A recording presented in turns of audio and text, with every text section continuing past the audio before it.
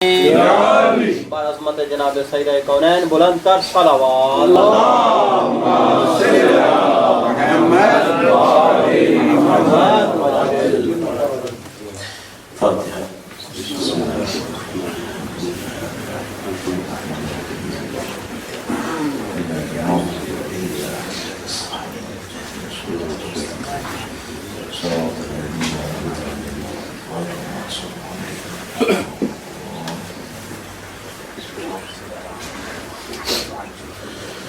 ہمارے دیگر درود بھیجے گا محمد و آل محمد. اللہم صلی علی محمد و آل محمد. اعوذ باللہ من الشیطان الرجیم. بسم اللہ الرحمن الرحیم. الحمد للہ رب العالمین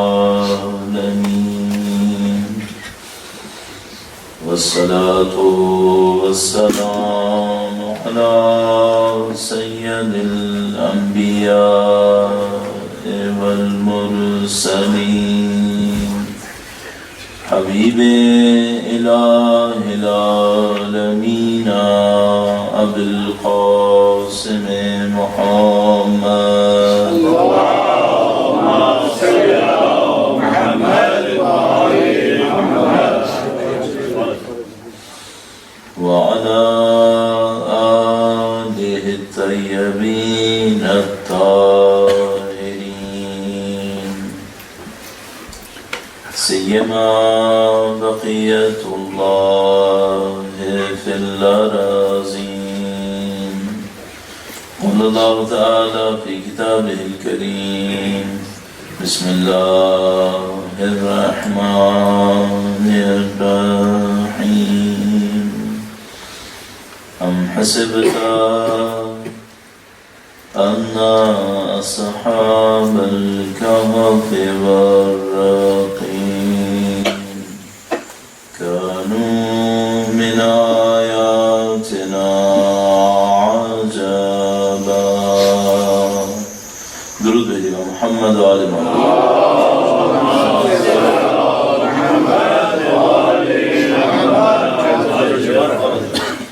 انتہائی لطف و کرم ہے، انتہائی احسان ہے.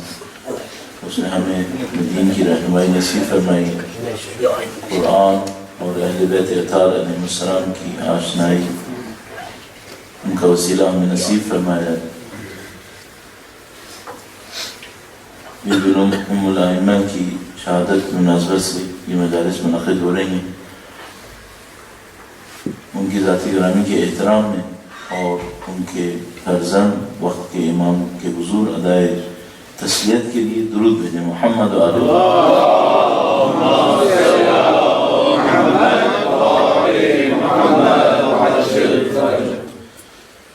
پروردگار عالم نے دین مبین کو خاص ہدف اور خاص مقصد کے ساتھ یقیناً ارسال فرمایا ہے. جس طرح کہ ہمیں معلوم ہے کہ خدا کے کسی کام میں یہ ممکن نہیں ہے کہ مصلحت نہ ہو، حکمت نہ ہو.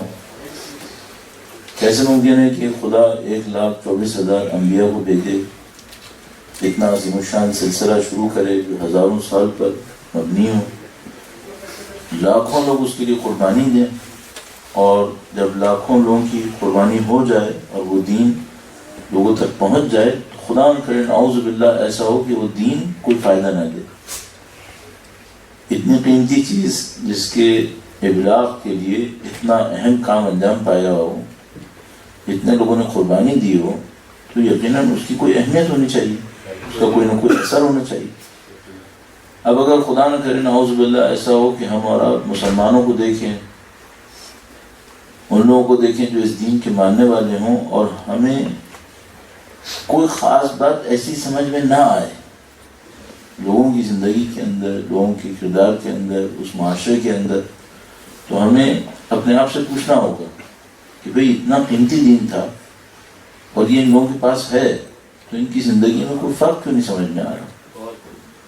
ہم بالکل ایسے ہی جیسے فرض فرمائیے میں دنیا کی مہنگی ترین یونیورسٹی سے اس کی اعلیٰ ترین ڈگریز لے لوں، اور جب میں اپنی ڈگریز لے کر پروفیشنل لائف میں جاؤں تو مجھے پتہ چلے کہ ان ڈگریز نے میرے لیے کامیابی کا کوئی دروازہ نہیں کھولا، ان کی وجہ سے میرے لیے کوئی ایج کوئی بینیفٹ حاصل نہیں ہوا، تو مجھے سوچنا پڑے گا کہ بھئی میں نے اتنا پیسے کیوں لگایا، اتنا ٹائم کیوں لگایا.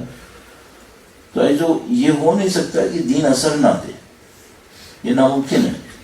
اب ممکن ہے کسی کے ذہن میں یہ آئے کہ بھئی دین تو اثر دے گا، لیکن یہ بھی تو ہے کہ ایک آخرت ہے، شاید دنیا میں اثر نہ دے، آخرت میں اثر دے دے گا. تو ہمیں یہاں پر اپنی بات کو اور تفصیل میں بیان کرنا ہوتا ہے. تو یہ کہ بھئی دین کے کچھ ایسے اثرات ہیں جو لوگوں کے ذہن میں ہیں، شاید دین اس کا وعدہ کر بھی نہیں رہا، لیکن دین کے کچھ اثرات ایسے ہیں جس کا تو دین نے خود بھی وعدہ کیا ہے. تو اگر وہ اثر نہ ملے جو لوگ سوچ رہے ہیں، دین نے وعدہ نہیں کیا، تو بات صحیح ہے.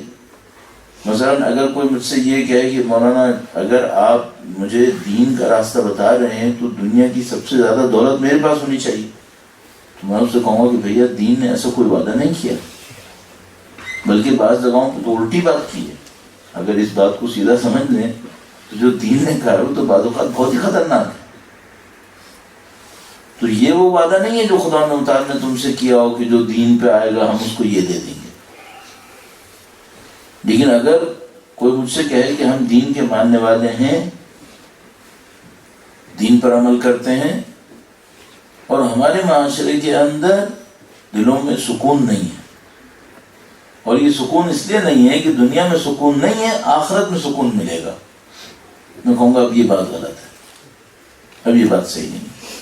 کیونکہ جب خدا نے یہ فرمایا تھا الا بذکر اللہ تطمئن القلوب، آگاہ رہو کہ دلوں کو اطمینان تو بس اللہ کی یاد سے ہوتا ہے. یہ وعدہ آخرت کے لیے نہیں ہے، یہ وعدہ دنیا کے لیے بھی ہے. دنیا میں بھی اطمینان ہونا چاہیے تھا. یہاں مثال کے طور پر جیسے کہ کل بھی میں نے اپنی خدمت میں عرض کیا، وہ یہ کہ معاشرے کے اندر رائے کا مختلف ہونا یہ بہت نیچرل ہے، اس کا انکار کرنا ناممکن ہے. ڈفرینس آف اوپینین جس کو ہم لوگ کہتے ہیں، جو بھی سوسائٹی ہوگی، چند لوگ مل کے رہ رہے ہوں گے، چاہے ایک گروپ ہوگا، اس کے اندر ڈفرینس آف اوپینین ہوگا. دین قبول کرنے کا مطلب یہ نہیں ہوگا کہ ڈفرینس آف اوپینین نہیں ہوگا، لیکن ڈفرینس آف اوپینین ہونے کے بعد ایک دوسرے کے لیے بغض اور کینہ بھی ہوگا. یہ دین نے نہیں کہا ہے، بلکہ دین نے اس کے بالکل برخلاف کہا ہے. اور دین نے یہ کہا ہے کہ اگر تم ہمارے راستے کے اوپر چلو گے تو اس مشکل تمہیں سامنا نہیں کرنی پڑے گی، تمہیں مشکل. تو اب ایسا محترم ہمیں فوراً یہ دیکھنا ہوتا ہے کہ بھئی جو دین ہم سے وعدہ کر رہا ہے وہ کیا وعدہ کر رہا ہے، اور وہی وہ چیز ہو جس کی ہم دین سے توقع بھی کریں. پھر ہم یہ بھی دیکھیں کہ جو دین وعدہ کر رہا ہے اس کو حاصل کرنے کا طریقہ کار کیا ہے. اس کے بعد پھر ہم اس کو آزمائیں، اپنی زندگی کے اندر اس کو آزما کے دیکھیں. تو اب میں اس کو ایک آغاز دینے کی خاطر عرض کروں گا کہ بھئی دین نے ہم سے اچھی زندگی کا وعدہ کیا ہے، وہ اچھی زندگی دنیا میں بھی اور اچھی زندگی آخرت میں بھی. تو وہ فرماتا ہے کہ جو بھی عمل صالح انجام دے گا فَلَنُحْيِيَنَّهُ حَيَاةً طَيِّبَةً، جو بھی عمل صالح انجام دے گا من ذکر او انثی، چاہے وہ مرد ہو چاہے عورت ہو، نُحْيِيَنَّهُ حَيَاةً طَيِّبَةً، ہم اس کو پاک اور پاکیزہ زندگی دیں گے. تو اب اگر میں دین کے اوپر عمل کر رہا ہوں تو مجھے ایک پاک و پاکیزہ زندگی کا اس دنیا میں انتظار رہے گا کہ خدا مجھے پاک اور پاکیزہ زندگی دے. اب مجھے دیکھنا پڑے گا جو پاکیزہ زندگی خدا کہہ رہا ہے، آیا یہ پاکیزہ زندگی دولت مند زندگی ہے، طاقتور زندگی ہے، یا یہ پاکیزہ زندگی کوئی اور سے ٹائپ کی زندگی ہے.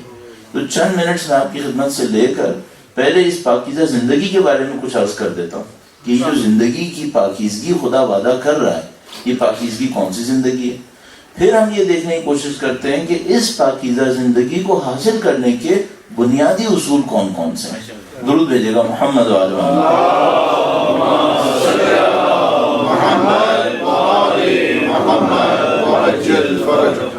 اب یہ ہے کہ ایک خطرہ ہمیں اپنے ذہن سے اور آپ کی خدمت میں گزارشات پیش کرتے وقت لگا رہتا ہے اور ابھی مجلس شروع سے پہلے بھی میں آپ کے دوست کے ساتھ اس کو شیئر کر رہا تھا، وہ یہ کہ بھئی یہ نہ ہو کہ ہم بول رہے ہوں اور ہم نے بھی نہ سوچا ہو کہ عمل کرنا ہے، اور ہم بول رہے ہوں اور سننے والوں نے بھی نہ سوچا ہو کہ عمل کرنا ہے، یہ نہ ہو جائے کہیں، پھر تو سارا کام ہی خراب ہو گیا۔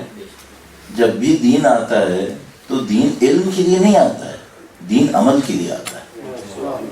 دین کا کام یہ نہیں ہوتا کہ وہ یونیورسٹیز کھول دے اور اس کے بعد کالجز بنے، یونیورسٹیز بنے، ڈگریز ڈیلیور ہو جائیں، کتابیں لکھی جائیں، لیکچرز دیے جائیں اور لوگوں کی زندگی تبدیل نہ ہو۔ نہیں، دین یہ کام نہیں کرتا۔ ہمارے دوست ہیں انہوں نے بڑی اچھی ایک بات کہی، کہنے کہ مولانا ہماری یونیورسٹیز کا یہ عالم ہے، خود ایک ڈپارٹمنٹ کے چیئرمین ہیں، انہوں نے کہا ہماری یونیورسٹیز کا یہ عالم ہے کہ جب ہمارے پاس بر صغیر میں کہنے کو کوئی یونیورسٹی نہیں تھی تو 400-500 سال پہلے اس کی روڈ ہم بنا رہے تھے۔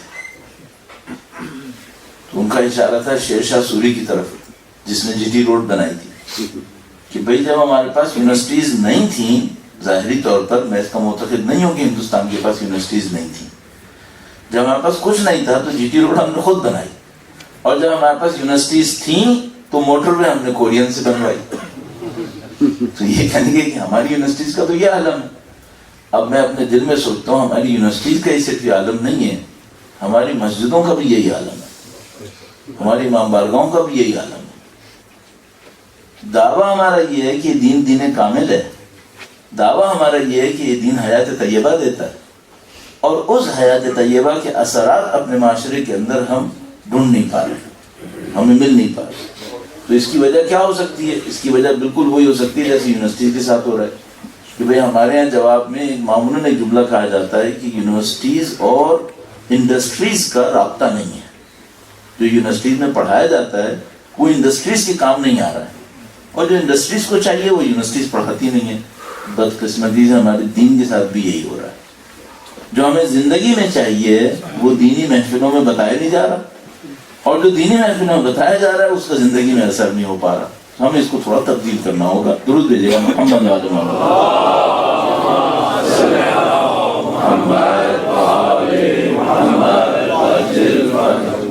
ویسے زیادہ لوگ نہیں آئیں گے، لیکن اگر کوئی آ گیا تو اس کی خاطر آپ پہلے سے ہی تھوڑا سا آگے آ جائیے، تاکہ آپ کو بعد میں زحمت نہ اٹھانی پڑے، اور شاید خالص جگہ دیکھ کے فرشتے آ جائیں، کیا پتا۔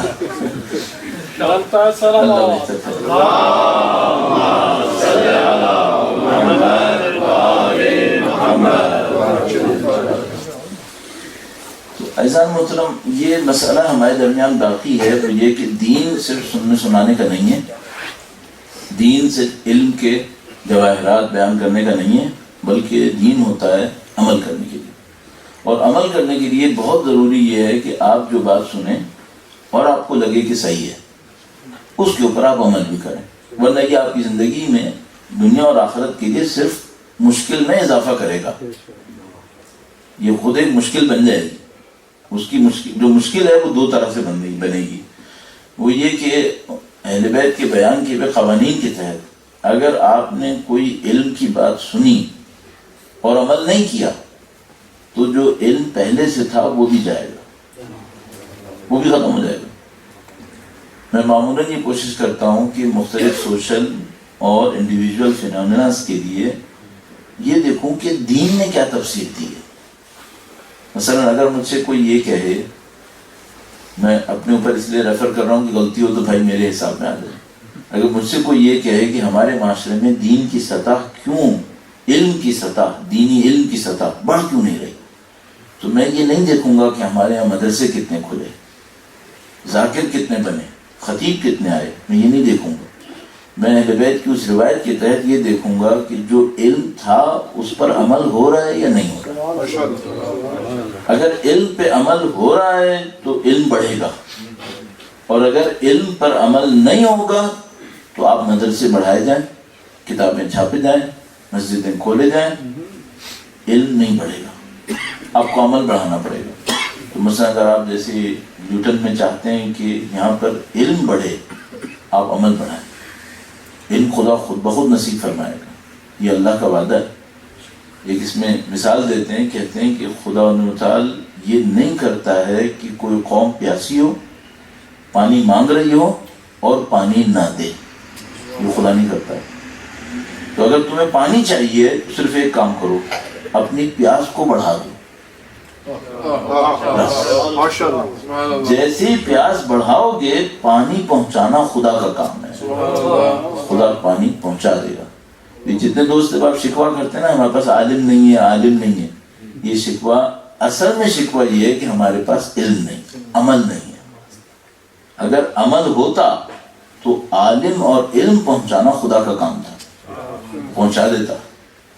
علم کے ساتھ عمل چاہیے۔ تو اب ہمارا اس ساتھ آپ کے سامنے جو تیسرا دن ہے وہ پوائنٹس بھی ہم نے ایسے ہی لیے ہیں کہ جن کا براہ راست تعلق عمل سے ہو، تاکہ ہم لوگ اپنی زندگی میں کوئی بینیفٹ دین کا دیکھ سکیں۔ تو پہلے ہم حیات طیبہ کو عرض کر دیں۔ یہ حیات طیبہ کون سی ہے جو خدا متعال وعدہ کر رہا ہے؟ من عمل صالحا من ذکر او انثى وهو مؤمن فلنحيينه حیاتا طیبہ، مختصراً بہت۔ اور اس کے بعد یہ کیسے حاصل ہوگی؟ درود بھیجے گا محمد و آل محمد۔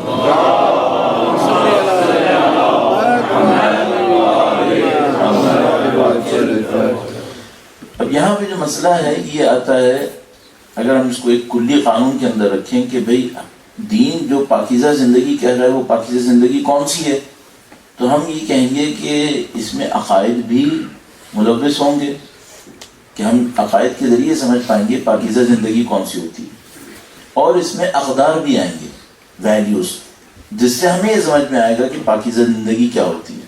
وہ کیسے؟ مثلا ہم اپنے عقائد سے یہ جانتے ہیں کہ جو دنیا کی زندگی ہے 60-70 سال کی زندگی ہے ایوریج، اور یہ جو آخرت کی زندگی بے پناہ طولانی زندگی ہے، جس کو خدا نے خالدین فیہا کہا ہے، خدا نے اس کو ابدی زندگی کہا ہے۔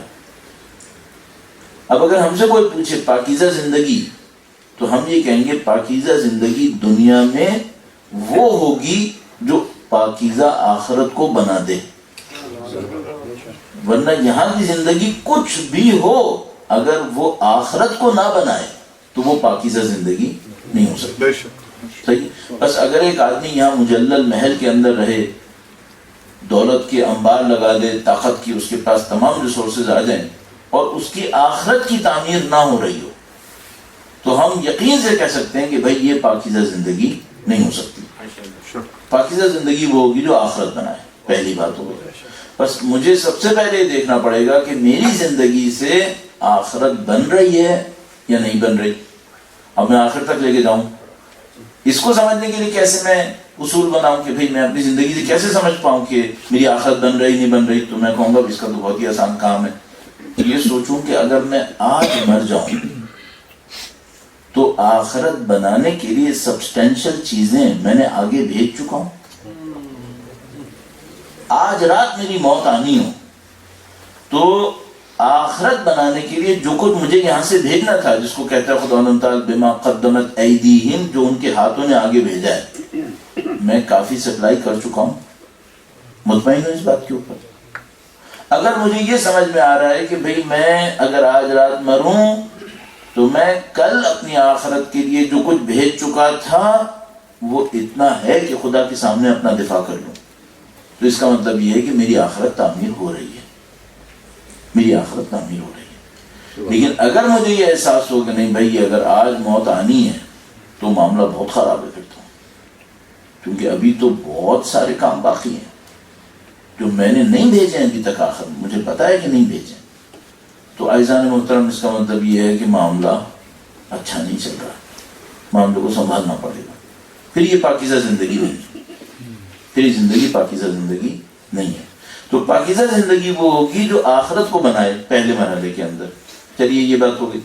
دوسری بات، یہ جو میری پاکیزہ زندگی ہوگی یہ میرے اطراف والوں کے لیے عمومی طور پر سکون کا سبب ہوگی یا عذاب کا سبب ہوگی؟ اس کو ذرا سوچنا پڑے گا۔ مولا نے ایک روایت ارشاد فرمایا دیکھو مومن وہ ہوتا ہے دوسرے انسان اس کے ہاتھوں آرام میں ہوتے ہیں، اس کا بدن اس کے ہاتھوں سختی میں ہوتا ہے۔ مومن کا بدن اس کے ہاتھوں سختی میں ہوتا ہے. ڈاکٹر شمران کا آپ نے نام سنا ہے یقیناً. شہادت کے دن انہوں نے وہ لکھا کرتے تھے اپنی میموریز، تو انہوں نے جو یادداشت لکھی اس میں لکھا کہ اے میرے بدن، آج سے میں تجھے نہیں تھکاؤں گا. آج تیرا اور میرا جدائی کا وقت ہے، اب میں تجھے اور نہیں تھکاؤں گا. تو مومن وہ ہوتا ہے جس کے ہاتھوں اس کا بدن تھک جاتا ہے. مومن اپنے بدن کو خوب دھکے دیتا ہے، خوب سختی میں ڈالتا ہے. تو سونے میں کم سلاتا ہے، عبادت میں زیادہ کھپا دیتا ہے. مومن کا بدن اس کے ہاتھوں سختی میں ہوتا ہے، اور دوسرے انسان اس کے ہاتھوں سکون میں ہوتا ہے. مومن کا وجود اپنے اطراف کے لوگوں کے لیے سکون کا سبب ہوتا ہے. اچھا جی، یہ ہمارے دوست احباب کہہ رہے ہیں کہ شاید آپ کو ایک دفعہ پھر زحمت کرنی پڑے. اگر کوئی خالی جگہ آپ کو نظر آ رہی، اس کو کافی نظر آ رہی، تو آپ تھوڑا سا اور آگے تشریف لائیے. درود بھیجے گا محمد و آل محمد.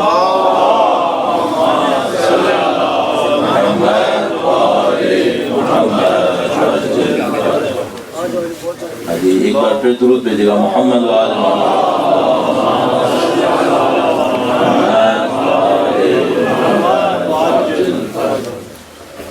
وقت کے امام کے حضور ادائے احترام کے لیے، ان کی نظر لطف کو حاصل کرنے کے لیے ایک بار پھر درود بھیجے گا محمد و آل محمد.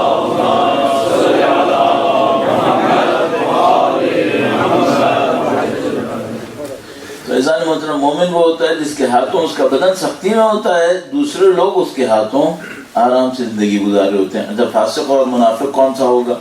فاسق و منافق وہ ہوگا دوسرے اس کے ہاتھوں عذاب اٹھاتے ہیں، وہ اپنی زندگی میں مزے لیتا ہے. فاسق و منافق وہ ہوگا جو خود مزے لیتا ہے اور دوسرے لوگ اس کے ہاتھوں رنج اٹھاتے ہیں، غم اٹھاتے ہیں، سختی اٹھاتے ہیں. ایک اور نشانی بھی ہوتی ہے. اس کی کیا نشانی ہے کہ میرے ہاتھوں لوگ آسانی میں ہیں یا سختی میں ہیں؟ اب اس میں ہمیں تھوڑا سا کیٹیگرائز کرنا پڑے گا. ایک دفعہ یہ ہوتا ہے اللہ کا دشمن میرے ہاتھوں سختی میں ہے، پھر تو کوئی مسئلہ ہی نہیں ہے، تو رہے سختی میں، میں تو اس کے لیے نرم نہیں بنوں گا. اللہ نے فرمایا قرآن میں اشداء علی الکفار رحماء بینہم. اگر اللہ کا دشمن میرے ہاتھوں سختی میں ہے، بغض دکھاتا ہے، حسد دکھاتا ہے، مجھے کوئی مسئلہ نہیں ہے. لیکن مجھے یہ دیکھنا پڑے گا کہ جو اللہ کے بندے ہیں، اچھے بندے ہیں، وہ میرے بارے میں کیا رائے رکھ رہے ہیں، اللہ کے اچھے بندے میرے بارے میں کیا سوچ رہے ہیں. تو بہت پھر مجھے تھوڑا سا آسانی سے دیکھنے کو موقع ملے گا کہ بھئی جو مخلصین ہیں خداوند متعال کی راہ میں، جن کو میں دیکھتا ہوں کہ ہاں بھئی اللہ کے لیے کام کرنے والے لوگ ہیں، یہ میرے بارے میں کیا سوچ رہے ہیں، اور اس طریقے سے میں اپنے بارے میں فیصلے کر سکتا ہوں. تو ایک پیرامیٹر یہ ہو گیا کہ بھئی میری آخرت بن رہی ہے نہیں بن رہی ہے، ایک بات. دوسری بات یہ ہو گئی کہ اللہ کے جو مخلص بندے ہیں وہ میرے بارے میں کیا سوچ رہے ہیں، وہ میرے ہاتھوں سکون میں ہیں یا مشکل میں ہیں. دو باتیں ہوں گی. تیسرا ایک اور مسئلہ، اور یہ بہت ہی عجیب پیرامیٹر ہے. میں اپنی ذات میں اپنے کام سے مطمئن ہوں. آج مجھے اگر اس دنیا سے جانا ہو اور مجھ سے کوئی کہے کہ ریویو کر لو، میں مطمئن ہوں کہ اپنی ذات کے اندر اطمینان ہونا یہ بہت ضروری ہے. میں یہ نہیں کہہ رہا کہ میرا بستر نرم ہو، میں یہ نہیں کہہ رہا ہوں کہ میں زندان میں نہ جاؤں حق کی خاطر، نہیں، وہ تو ہو سکتا ہے، وہ کوئی مشکل نہیں ہے. میں یہ نہیں کہہ رہا کہ میدان جنگ میں مارا نہ جاؤں، یہ بھی ممکن ہے، بہت ہی اچھی بات ہے. اگر اللہ کی خاطر کسی میدان جنگ میں کود جاؤں اور مارا جاؤں تو کیا مسئلہ ہے. مجھے تو یہ دیکھنا پڑے گا کہ میرا دل اندر سے مطمئن ہے، اور یہ وہ چیز ہے جس کو خدا متعال نے نفس مطمئنہ تعبیر فرمایا. یا ایتھا النفس المطمئنہ ارجعی الی ربک راضیۃ مرضیہ. تو ایسا نہیں ہوتا. یہ کچھ چیزیں جس کے ذریعے سے ہم اپنے آپ کو ڈھونڈ سکتے ہیں کہ بھئی آخرت کا معاملہ دیکھے، اہل ایمان کا معاملہ دیکھے، خود اپنے وجود کو دیکھے. مثال کے طور پر کیا جو کچھ میں نے اپنی زندگی میں کیا ہے میرے مولا نے نہیں دیکھا ہے؟ دیکھا ہے. اپنے آپ سے سوال کروں، میرے مولا میری ہر چیز جانتے ہیں. آج کی رات اگر وہ یہ فیصلہ کریں کہ یہ میرے ساتھ ہوگا یا نہیں ہوگا تو مجھے اپنے لشکر میں لے لیں گے. اتنا میرے اعمال ہو گئے اچھے.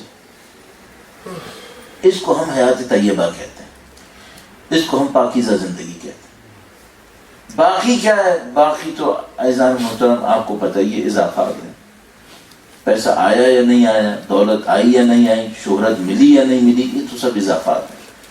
آ جائے اور آپ اس کو بھی اللہ کی راہ میں استعمال کر لیں, بہت اچھی بات ہے. میں کب کہوں گا کہ آپ فقیر رہیں, میں کب کہوں گا کہ آپ کمزور رہیں, میں کب کہوں گا کہ آپ جو ہیں وہ کسی مصیبت میں رہیں. نہیں, پیسہ بھی ہو, دولت بھی ہو, صحیح ہے, اچھا ہے, لیکن آپ اس کو اللہ کی راہ میں استعمال کر لیں. تو آپ اور میں اچھی اور پاکیزہ زندگی کو ڈھونڈنے کی کوشش کریں.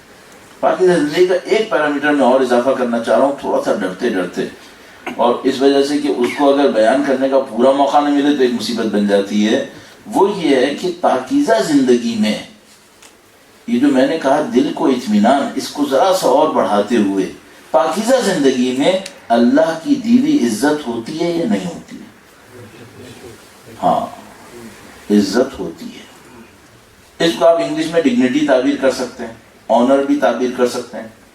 تو میں اپنے آپ کو سرچ کر لوں ذرا کہ مجھے دنیا کے اللہ کے سامنے جو حقیر ہیں ان کے سامنے تو جھکنا نہیں پڑ رہا. ایک دفعہ میں اپنے ماں باپ کے سامنے احتراماً جھکتا ہوں, یہ بہت اچھی بات ہے. ایک دفعہ میں مومنین کے سامنے تواضع دکھاتا ہوں, بہت اچھی بات ہے.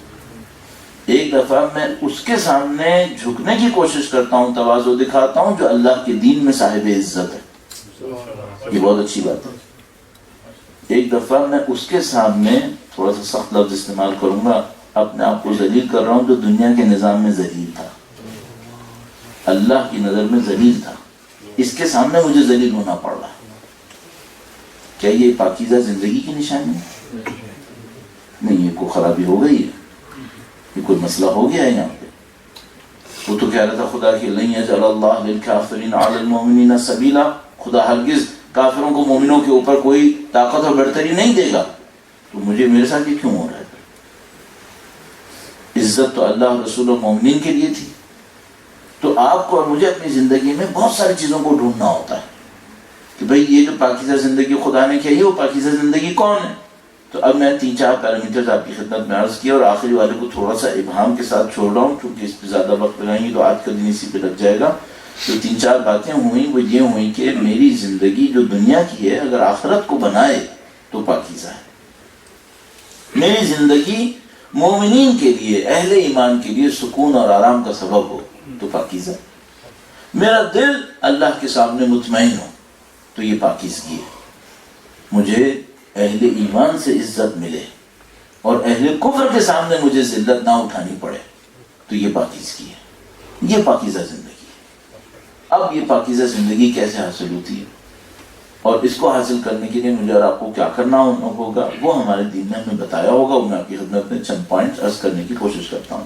درود بھیجے گا محمد وعلی محمد.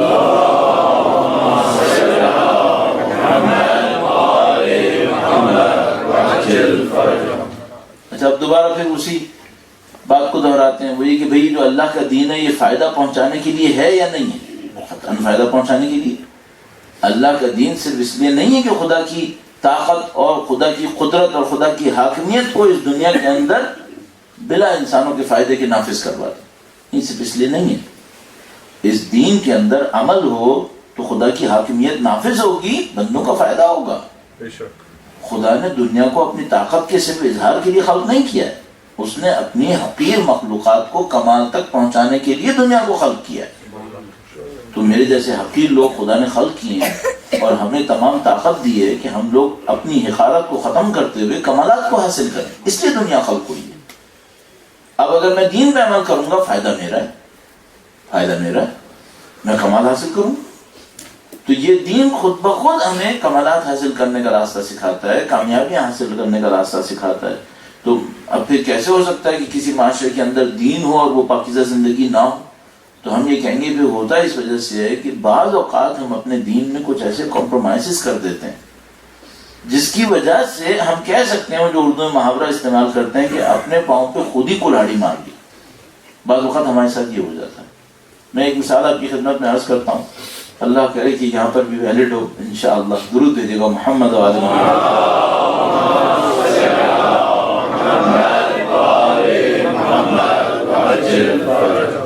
طالب علم ہونے کے ناطے میرے لیے بہت انٹرسٹنگ ہے اور میں بہت کوشش کر رہا ہوں اس کے اوپر کہ مجھے قوانین سمجھ میں آتے رہیں. اللہ کے دین میں جو قوانین ہیں اگر وہ سمجھ میں آتے رہیں تو پھر بہت سارے کام آسان ہو جائیں گے. دیکھیے فرض فرمائیے آپ میڈیکل سائنسز میں, آپ مختلف دنیا کی جو پریکٹیکل سائنسز ہیں ان سب میں کیا کرتے ہیں؟ قوانین ڈھونڈتے رہتے ہیں. قانون سمجھ میں آ جائے تو طاقت بڑھ جاتی ہے, کنٹرول بڑھ جاتا ہے.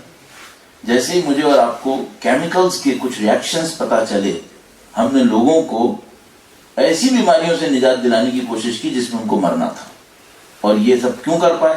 ہمیں کچھ کیمیکلز کے ریئیکشنز پتہ چل گئے تو ان سے ہم نے میڈیسنز بنائے.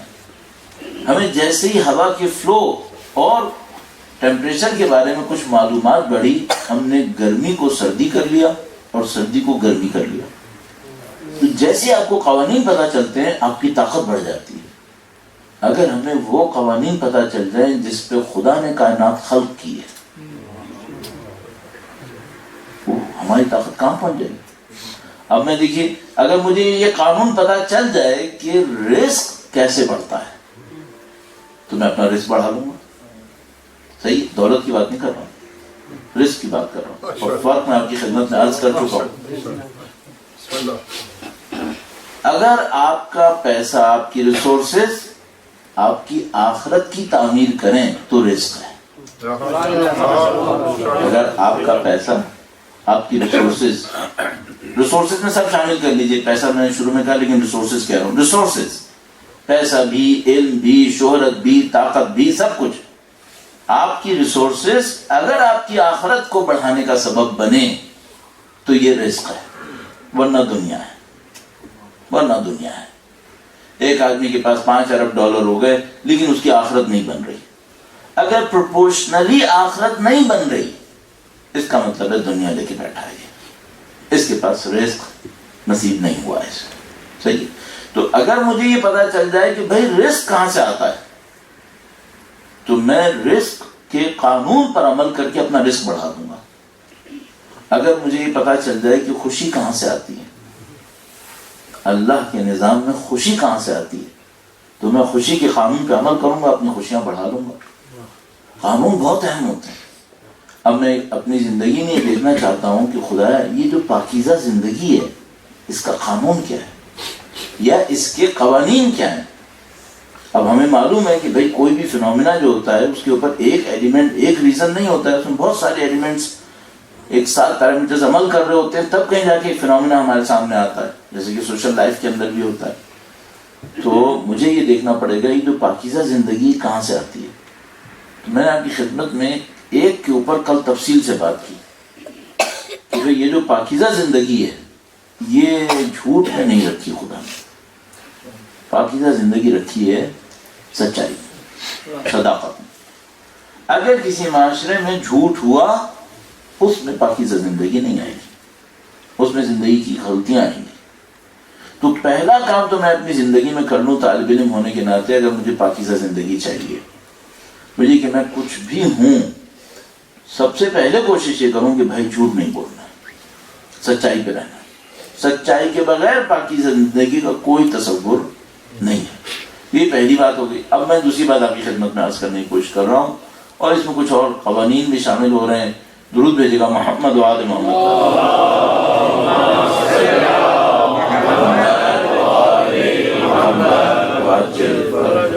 میں مثال آپ کی خدمت میں عرض کرنا چاہتا ہوں اپنے پاؤں پہ کلہاڑی مارنے کی, کہ بھئی بعض اوقات غلطی سے کوئی اپنے پاؤں پہ کلہاڑی مار دیتا ہے. میں نے کہا یہاں پہ بھی اس لیے امپلیمنٹ ہوگی, یعنی قانون یہاں پر بھی ہے یا نہیں ہے, انشاءاللہ کہ ہے. وہ کیا ہے؟ میں نے یوں ہی غور کرنے کی کوشش کی. بہت واضح سی بات ہے, آپ پہلے سے جانتے ہوں گے لیکن میں تھوڑا سا اس کو ایک مقدمے کے ساتھ عرض کر رہا ہوں. میں نے کوشش کی سمجھنے کی کہ بھئی یہ جو 24 گھنٹے کا ٹائم ہے پورے دن کے اندر, ہم لوگوں کا زندگی کے وسائل ڈھونڈنے کا جو ٹائم ہے وہ کون سا ہے؟ ہم لوگ جس ٹائم میں زندگی کے وسائل ڈھونڈتے ہیں نارملی وہ کون سا ٹائم ہے؟ تو وہ ٹائم ہمارے ہاں معمولاً 8 بجے سے لے کے شام 4-5 بجے تک ہے. ہم لوگ معمولاً 8 بجے 9 بجے جاب پہ پہنچتے ہیں, 4 بجے 5 بجے تک جاب کرتے ہیں. یہ وہ پیٹرن ہے جو دنیا میں چل رہا ہے. اچھا, کچھ لوگوں کی کام ایسی جگہوں پہ ہیں جہاں راؤنڈ دا کلاک کام ہوتا ہے, تو ظاہر ان کے یہاں شفٹس ہوتی ہیں. کوئی ایئرپورٹ پہ کام کر رہا ہے یا کسی اور جگہ ہوتی ہے تو وہ شفٹس چینج ہوتی رہتی ہیں. میڈیکل میں ہے, ہاسپٹل جو ہیں وہ راؤنڈ دا کلاک چلیں گے تو ظاہر ہے وہاں پہ شفٹس چینج ہوں گی. لیکن جو دنیا کا نارمل پیٹرن ہے کمائی کا, وہ ہے صبح 8 سے شام 4 بجے تک, یا کم و بیش کر لیجئے 9 سے 5 کر لیجئے. کچھ ایسی جگہ بھی جاب کر رہے ہیں جہاں وہ کہتے ہیں بھائی جانے کا ٹائم پتہ ہے, واپسی کا نہیں پتہ ہے, تو وہ بھی ایک مسئلہ ہے. ساری باتیں ہوتی ہیں. چلیے, یہ تو ہمارے 8 گھنٹے ہو گئے جس میں ہم اپنے محنت کرتے ہیں, طاقت دکھاتے ہیں. کیا اللہ کے نزدیک بھی 24 گھنٹے میں کوئی وقت ہے جو رزق کی تقسیم کا ہے؟ اور ہمارے پاس جو رزق لینے کا, جس کو ہم رزق کہتے ہیں, پیسہ میں کہہ لوں فی الحال, ہمارے یہاں زندگی کی وسائل کو جمع کرنے کا, معاش کا جو وقت ہے وہ 8 سے 5 ہو گیا, 4 ہو گیا. اور اس میں ہم کیا کرتے ہیں؟ اس میں ہم جاب کرتے ہیں, بزنس کرتے ہیں, ڈیلز کرتے ہیں, یہ ساری باتیں کرتے ہیں, خرید فروخت, لینا دینا. پہلی بات تو یہ کہ 24 گھنٹے میں خدا نے رزق کے لیے کون سا وقت رکھا ہے, ایک بات. دوسری بات, اس وقت میں وہ مجھ سے کیا چاہ رہا ہے کہ میں رزق بڑھا دوں. بھئی آپ کہیں جاب کرنے جاتے ہیں 8 سے یا 4 بجے تک, تو آپ یہ دیکھتے ہیں بھئی آپ کا جاب ڈسکرپشن کیا ہے. کیوں؟ یہ جاب ڈسکرپشن یہ بتا رہا ہے کہ جس نے آپ کو پیسہ دینا ہے وہ کس بات پہ پیسہ دے گا آپ کو. صحیح ہے؟ تو آپ کی جاب ٹائمنگ ہو گئی 8 سے 4, 9 سے 5, جاب ڈسکرپشن ہو گیا. تو میں کہہ رہا ہوں یہ 2 چیزیں خدا سے بھی پوچھوں کہ اس کے نظام میں کیا ہے. تو میں خدا سے کہوں گا خدا یہ بتا کہ رزق لینے کے لیے تیرا جو جاب کا ٹائمنگ ہے وہ کیا ہے, وہ مجھے بتا دے. یہ بتا دے میرا اس ٹائم میں جاب ڈسکرپشن کیا ہے. صحیح ہے؟ اچھا, خدا نے ہم سے وہ ٹائم بھی بتایا ہوا ہے اور جاب بھی بتائی ہوئی ہے, وہ دونوں بتا دی. اس نے کہا دیکھو بھائی میں جو رزق تقسیم کرتا ہوں نا وہ فجر سے پہلے ہوتا ہے, اور رزق اس کو دوں گا جو مجھ سے راز و نیاز کرے گا.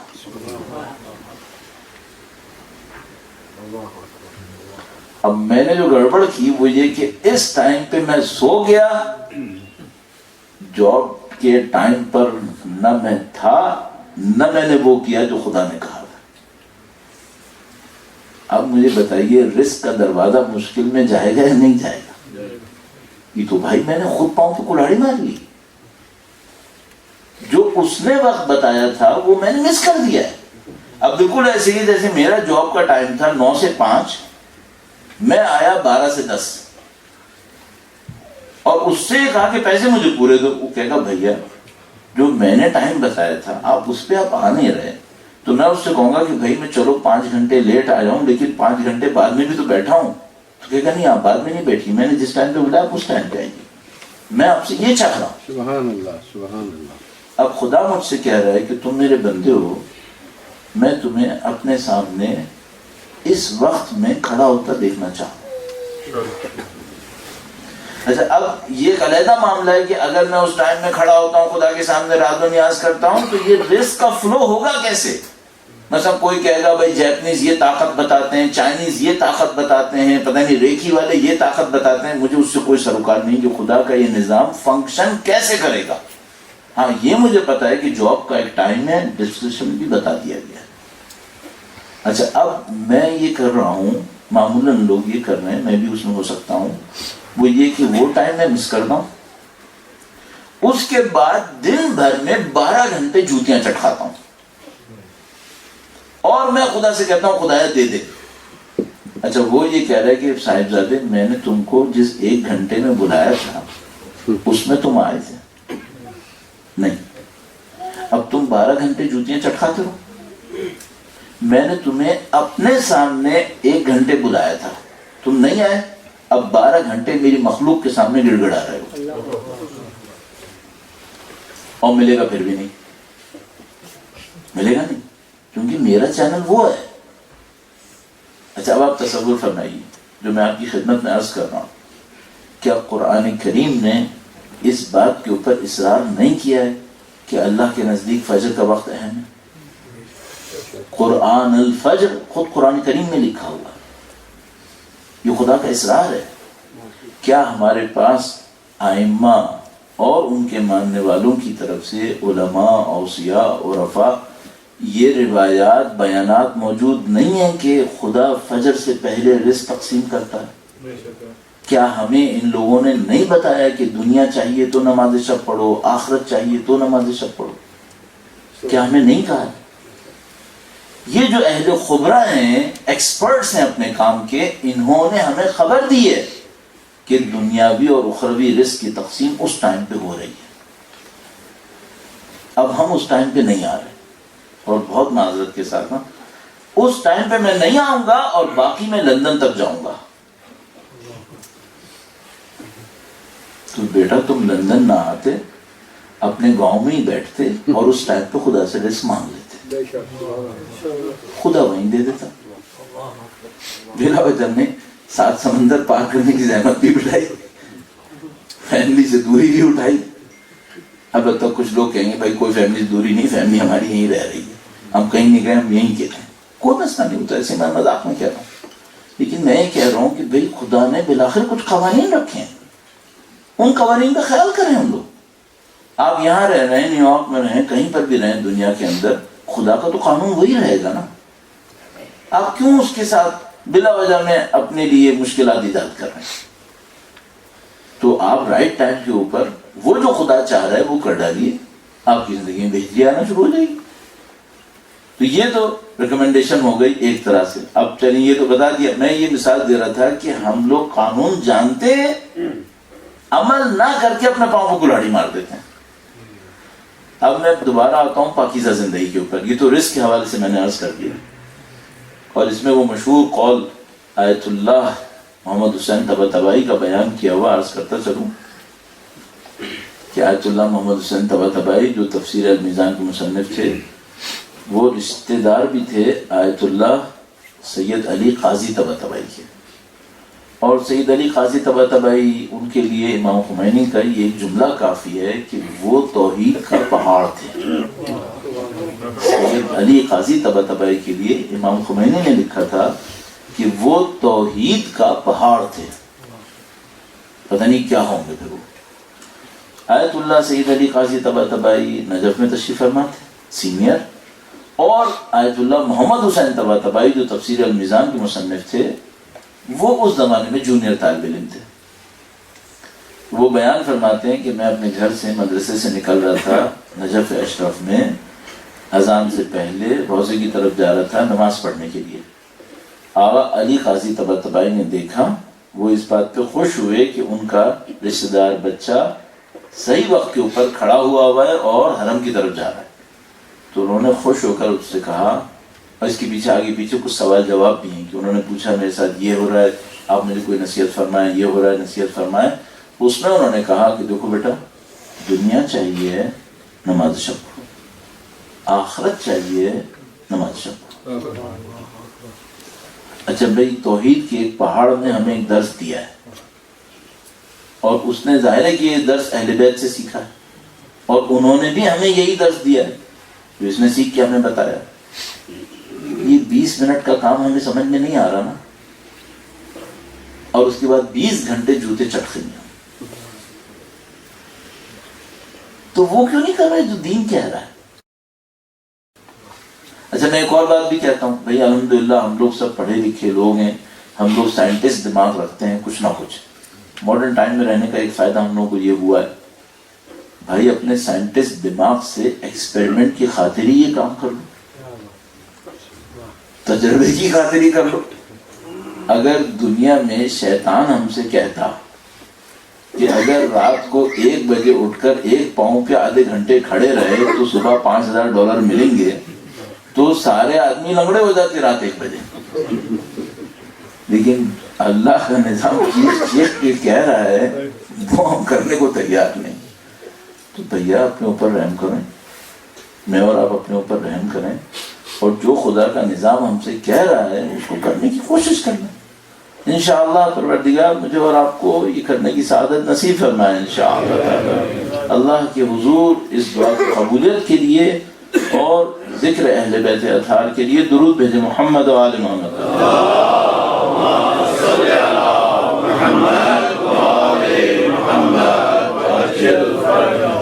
اب یہ ہے کہ تجربے کی خاطر ہی کر سکتے ہیں۔ تو اس طرح سے ہم لوگ بعض اوقات اپنی کامیابیوں کے راستے میں خود ہی رکاوٹ بن جاتے ہیں۔ اب میں دوبارہ پاکیزہ زندگی پہ آتا ہوں۔ پاکیزہ زندگی کے لیے ایک نسخہ سچائی ہے، اس کے بغیر پاکیزہ زندگی نصیب نہیں ہوتی۔ اب مجھے پاکیزہ زندگی میں جو ایک چیز بہت زیادہ امپورٹنٹ چاہیے وہ کیا ہے؟ مجھے زندگی سے مزہ آئے، اور ایسا مزہ جو میری آخرت کو برباد نہ کرے۔ اصل میں تو وہ مزہ ہوگا ہی نہیں، لیکن دنیا اس کو مزے کہتی ہے، اس لیے میں نے کہہ دیا۔ بعض مزے دنیا میں ایسے ہیں جو لوگوں کو مزے دیتے ہیں، لیکن مجھے پتہ ہے اپنے وجدان، اپنے ضمیر کے ذریعے سے، اپنی دینی تعلیمات کے ذریعے سے کہ یہ مزہ تو ہے لیکن آخرت برباد ہو جائے گی۔ ہم سب کو پتہ ہے فلاں کام میں بڑا مزہ ہے لوگوں کے لیے، لیکن ہمیں پتہ ہے اس سے آخرت برباد ہو جائے گی۔ اچھا ظاہر ہے مجھے وہ مزہ نہیں چاہیے، بیوقوف تھوڑی ہوں 5-10 سال کی زندگی مزے کرنے کے لیے اپنی ابدی زندگی کا گھاٹا کروں گا، یہ تو میں نہیں کروں گا۔ تو اب میں خدا سے کہوں گا خدا مزہ مجھے چاہیے، یہ جو مزہ مجھے چاہیے ہے زندگی کا لطف، خدا کے نظام میں مجھے کیسے ملے گا؟ مجھے بھی چاہیے، یہ مجھے کیسے نصیب ہوگا؟ تو اب مجھے دیکھنا پڑے گا کہ خدا کا نظام مجھے کیا ریکمینڈ کر رہا ہے۔ اب دیکھیے میں ایک نفسیاتی سا مسئلہ آپ کی خدمت میں عرض کرتا ہوں، ایک بار پھر درود بھیجے گا محمد و آل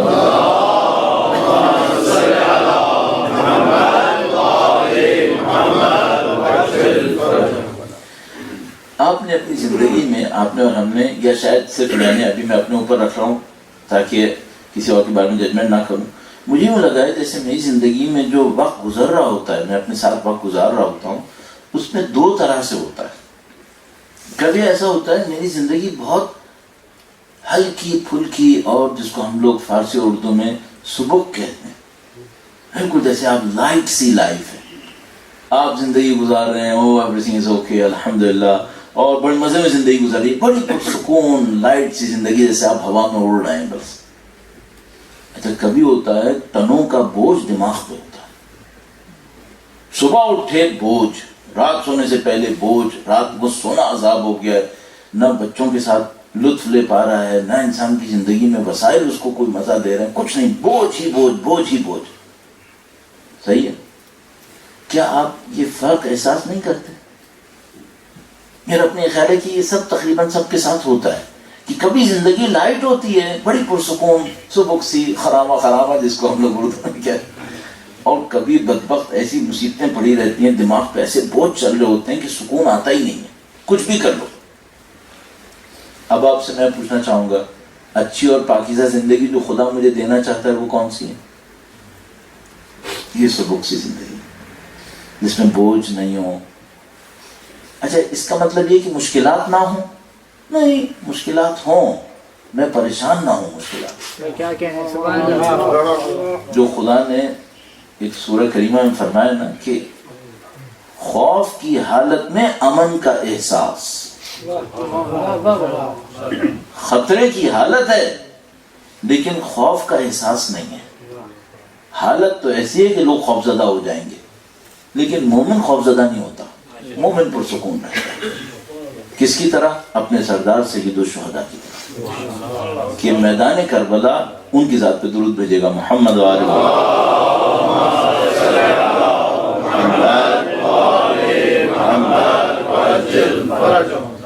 جگہ تو پرخطر تھی لیکن سکون بے پناہ تھا، سکون بے پناہ تھا۔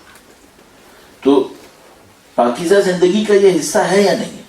ہاں یہ پاکیزہ زندگی کا حصہ ہے کہ بھائی ذہن پرسکون ہو، مشکلات آتی ہیں آتی رہیں، خطرے آئیں آتے رہیں، میں پرسکون ہوں الحمدللہ۔ یہ کیسے ہوتا ہے؟ یہ کیسے ہوتا ہے؟ اب اس کو آپ ذرا سوچئے گا کہ آپ کو چاہیے یا نہیں چاہیے؟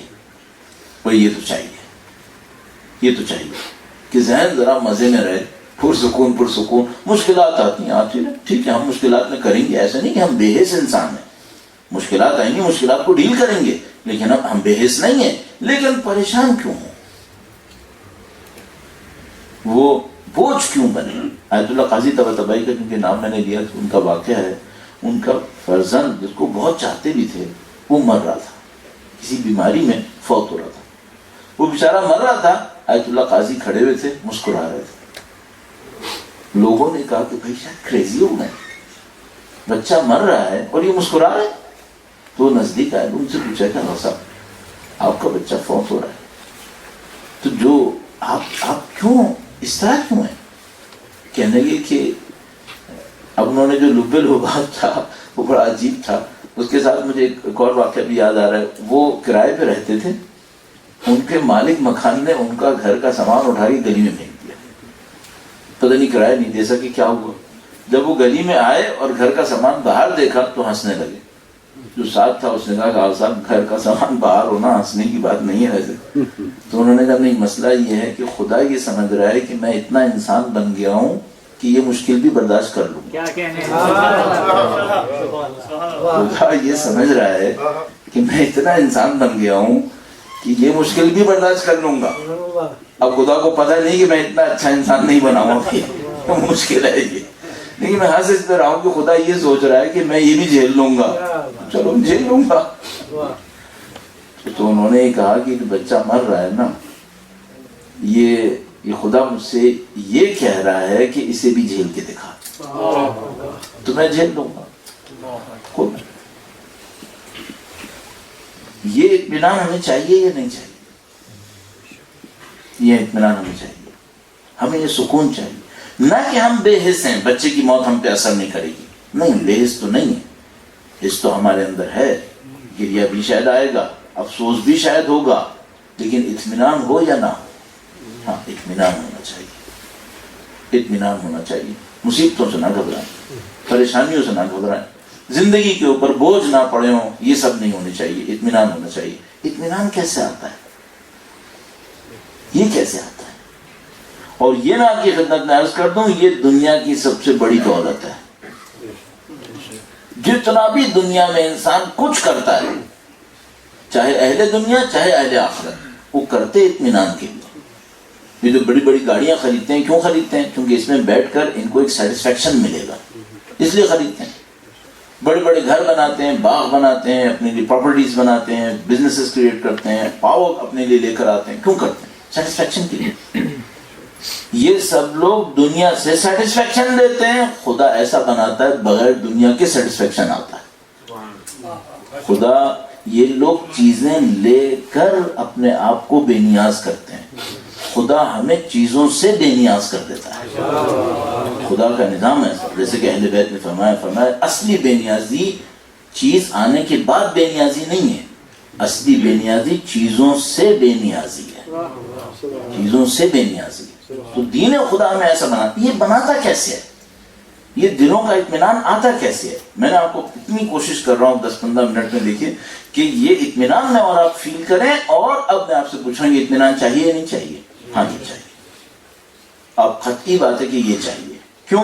کیونکہ دولت کے پیچھے بھی یہی اطمینان چاہیے ہوتا ہے لوگوں کو. طاقت کے پیچھے بھی لوگوں کو یہی اطمینان چاہیے ہوتا ہے. لہٰذا بیوقوف ہوتے ہیں اور بعض اوقات دولت کے پیچھے جاتے ہیں، ملتی ہے تو گھبرا جاتے ہیں، کہتے ہیں لوگ ملی ہو، اطمینان تو آئے نہیں. تو خدا یہ کہہ رہا ہے کہ تم اتنے بیوقوف مت بنو کہ پہلے 50 سال دولت کے پیچھے بھاگو اور جب نہیں ملے تو پھر اس کے بعد بیابانوں کے اندر جا کے پوچھو وہ اطمینان کہاں ہے. پہلے دن سے پکڑ لو کہ اطمینان چاہیے. اچھا یہ آتا کیسے ہے؟ اب ہمیں معلوم ہے کہ ہمیں پورا سسٹم اس کے اندر دیکھنا پڑے گا. یہ اطمینان کوئی ٹرکی چیز نہیں ہوگی کہ یہ ایک گلاس پھونک مارو پی لو اطمینان آ گیا. نہیں، ایسا نہیں ہوگا. یہ پورا سسٹم ہے جو کام کر رہا ہوتا ہے، تب وہ اطمینان لوگوں کے دلوں میں آتا ہے. اس میں توحید شامل ہے. توحید اس میں بنیادی ستون ہے کہ اگر وہ توحید کمزور ہے تو اطمینان نہیں آئے گا. یہ بات طے شدہ ہے. تو پہلا کام جو مجھے اور آپ کو کرنا پڑے گا وہ اپنی توحید پر محنت کرنی پڑے گی. ہم خدا کو زبان سے مانتے ہیں یا ہم خدا کو دل سے مانتے ہیں؟ اگر یہ زبان پہ چلنے والا لوتھڑا ہے اور لخلخا ہے جیسے کہ سید الشہداء نے فرمایا پھر تو نہیں، پھر اطمینان نہیں آئے گا۔ یہ توحید کا دل میں رسایت ہونا، سرایت کر جانا، یہ بہت ضروری ہے۔ اس لیے امام خمینی نے کہا کہ بھئی علی قاضی طباطبائی توحید کا پہاڑ تھے۔ ان کا وہ اطمینان ریفلیکٹ کر رہا ہے کہ اگر یہ توحید کے پہاڑ نہیں ہوتے تو یہ اطمینان ان کے اندر آ ہی نہیں سکتا تھا۔ تو سب سے پہلی چیز عزیزان محترم، میں بھی ایک اور ذرا نیچے کا نسخہ بھی عرض کرنے کی کوشش کروں گا، لیکن میں ایسا نہ ہو کہ بنیاد کو مس کر دوں آپ کے سامنے۔ جو بنیادی ترین کام ہے وہ خدا کا یقین ہے، خدا پر ایمان ہے، خدا پہ ایمان، قیامت پر ایمان، نبوت اور امامت پر ایمان، خدا کی اوصاف پر ایمان۔ اگر یہ نہ ہو تو اطمینان نہیں آ سکتا ہے، اور ہم لوگوں کے ساتھ مشکل یہی ہے۔ اچھا اب ہمیں لوگوں نے کیا سمجھایا؟ ہمیں لوگوں نے یہ سمجھایا بھائی فلاں سورہ پڑھ لو مطمئن ہو جاؤ گے۔ اچھا وہ پڑھ لیتا ہے اطمینان نہیں آتا۔ فلاں چیز کر لو ہو جائے گا، نہیں ہوتا بھائی۔ اب وہ کر کے جب وہ تھک جاتا ہے تو پھر نعوذ باللہ اس کا دین پہ یقین ختم ہو جاتا ہے، دین کے بارے میں اس کو شک ہو جاتا ہے۔ اچھا وہ یہ کہتا ہے میں نے وہ کیا ہے جو سب نے کہا ہے۔ ہاں تو سب نے کہا تو ہے بیٹا، لیکن اس کی پہلے ایک شرط بھی تھی، شرط تھی توحید کے ساتھ۔ بغیر توحید کی کوئی چیز عمل نہیں کرتی ہے۔ پھر پہلے توحید لاؤ۔ تو پہلا کام جیسے کہتے ہیں نا آپ لوگ، فرسٹ تھنگ فرسٹ، توحید، اس پر محنت کریں۔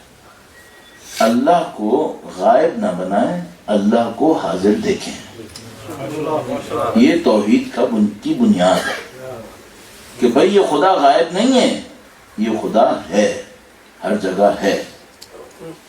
تو ایسا نہیں ہو کہ ہم نے خدا کو تھرڈ پرسن سمجھا ہوا ہے۔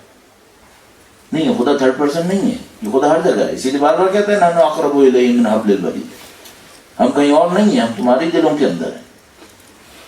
تو جس دن میں اور آپ اس توحید کو احساس کرنے لگے کہ راؤنڈ دا کلاک 24 آورز میرا دماغ ہمیشہ یہ سوچتا رہے خدا ہے، اس بات پر کنونس ہو کہ خدا ہے، اور خدا ہی طاقتور ہے، خدا ہی حاکم و مالک ہے، کوئی کچھ نہیں کر سکتا۔ یہ آپ اپنی زندگی کے ذاتی تجربوں سے بھی سیکھ سکتے ہیں۔ میں اور آپ اپنی زندگی کے ذاتی تجربوں سے بھی سیکھ سکتے ہیں۔ خدا نے ہماری زندگیوں میں ہمیں اتنے ذاتی تجربوں سے گزار دیا ہوتا ہے کہ جس میں ہم خدا کو کشف کر سکیں۔ ایسا نہیں ہوتا کہ کوئی انسان ان تجربوں سے محروم ہو جائے۔ ہر ایک کی زندگی میں اتنے تجربے سامنے گزر چکے ہوتے ہیں کہ وہ خدا تک کو پہچان سکے۔ بدقسمتی یہ ہوتی ہے ایک بار خدا کو دیکھتا ہے، پہچانتا ہے، پھر دوسری بار بھول جاتا ہے۔ تو آپ اور میں اس بات کا اطمینان کر لیں کہ بھائی یہاں خدا ہے، جو کچھ ہے خدا ہی ہے، باقی کچھ نہیں ہے۔ اب مثال کے طور پر بہت معذرت کے ساتھ، یہ دنیاوی مثال شاید اتنی اچھی نہ ہو، مثلا اگر میری کہیں جاب لگنی ہے تو اصل میں جاب کس نے دینی ہے؟ دینی خدا نے ہے، باقی کسی کے ہاتھ میں کچھ نہیں ہے۔ کاش ہمیں اس کا یقین ہو۔ اچھا کیا اس کا مطلب یہ کہ میں محنت نہ کروں، ایجوکیشن نہ ہو، توانائی نہ حاصل کروں، اسکلز نہ بناؤں؟ نہیں، سب کچھ بناؤں۔ خدا نے جو کچھ کہا ہے میں سب کچھ کروں، یہ خدا نے کہا ہے۔ لیکن میں یہ سوچوں کہ کہیں اور سے جاب آئے گی، پیسہ آئے گا، رزق آئے گا، نہیں، ایسا نہیں ہوگا، آئے گا وہیں سے۔ یہ سب کچھ ہونا وہیں سے ہے۔ اب کتنا میں اس بات پر مطمئن رہوں کہ ہاں وہیں سے ہونا ہے، اور اس کے راستے کو سمجھنے کی کوشش کروں۔ دیکھیے عزیزان محترم، میں بیچ میں پھر اس بات کو بار بار ڈال رہا ہوں کہ کوئی یہ نہ کہ چونکہ خدا سے ہونا ہے میں نمازیں پڑھوں گا، یہ کروں گا، وہ کروں گا، باقی میں کچھ نہیں کروں گا۔ نہیں، خدا نے یہ نہیں کہا۔ وہ کل جو پرسوں بات ہوئی تھی، کل بھی شاید ہوئی تھی کہ پہلے پاؤں میں گرہ باندھو، اس کے بعد خدا پہ توکل کرو۔ تو توحید کا مطلب یہ نہیں ہے کہ میں اپنی کوششوں کو بند کر دوں گا، نہیں، توحید پہ اپنا ایمان رکھوں گا، کوششوں کو بھرپور انجام دوں گا، یہ سارے کام کروں گا، لیکن توحید کے ساتھ۔ بس ایک چیز ہو گئی توحید، اس کے اوپر ہمیں بہت محنت کرنی پڑے گی۔ اور پتہ نہیں کتنا وقت ہو گیا ہے، میں آپ کو زیادہ وقت نہ لوں، درود بھیجیے گا محمد و آل محمد۔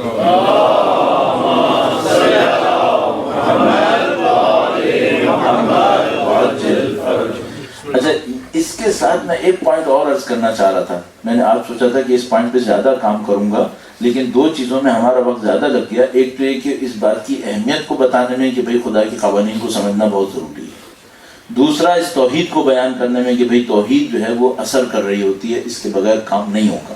لیکن جو پوائنٹ میں آپ کی خدمت میں اچھی زندگی کے لیے عرض کرنا چاہ رہا تھا وہ ایک نسخہ ہے، سادہ سا ایک نسخہ ہے، اور یہ سادہ سا نسخہ زندگیوں کو تبدیل کر سکتا ہے، زندگیوں کو تبدیل کر سکتا ہے۔ اچھا یہ بھی میں آپ کی خدمت میں عرض کرتا چلوں، اگر اعتراف جرم نہ ہو، وہ یہ ہے کہ ان تمام ادوار کو میں نے خود اپنی زندگی میں چیک کیا ہے۔ جیسے میں نے ابھی آپ سے کہا نا، ایک لائٹ سی زندگی ہوتی ہے، بوجھ والی زندگی ہوتی ہے، تو میں نے خود بھی تو گزاری ہے نا زندگی، میں نے بھی ان تمام کو اپنے اوپر سے گزرتا ہوا دیکھا ہے۔ تو کچھ مجھے سمجھ میں آ رہا ہے کہ اگر میں آپ سے کہہ رہا ہوں تو یہ کافی لوگوں کے ساتھ ایسا ہو بھی رہا ہوگا، کیونکہ بھائی میں کوئی یونیک انسان تھوڑی تھا کہ میرے ہی ساتھ ہو رہا تھا، سب کے ساتھ یہی کچھ ہو رہا ہے۔ تو اب یہ سب چیزیں گزارتے ہوئے میں آپ کی خدمت میں عرض کر رہا ہوں۔ تو اب دیکھیے، اچھی اور پاکیزہ زندگی کا ایک عجیب نسخہ ہمارے پاس ہے، وہ میں آپ سے شیئر کرنے کی کوشش کرتا ہوں۔ اللہ کرے کہ اس کم وقت میں ہم تھوڑا سا اس کو بیان کر سکیں، ایسا نہ ہو بات ضائع ہو جائے۔ بعض اوقات وقت کم ہوتا ہے، انسان تیزی میں کوئی بات کہتا ہے، بات ضائع ہو جاتی ہے۔ تو اگر تھوڑے سے منٹ زیادہ ہو جائیں تو آپ ذرا پریشان مت ہوئیے گا انشاءاللہ، کیونکہ ہم نے اب اتنی محنت کر لی ہے، اب یہ بات جو ہے وہ ضائع نہ ہو جائے کہیں۔ درود بھیجے گا محمد والے